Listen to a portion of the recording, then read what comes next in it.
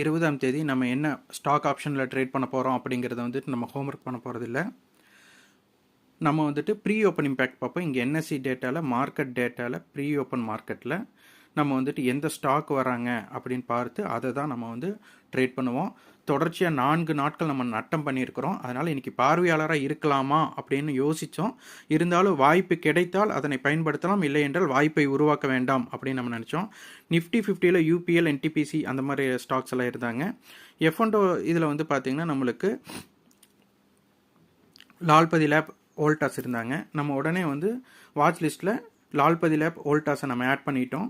உடனே 9:15க்கு நம்மளுக்கு 9:15 9 வினாடியில் 28.85 பைசாக்கு வாங்கினோம்.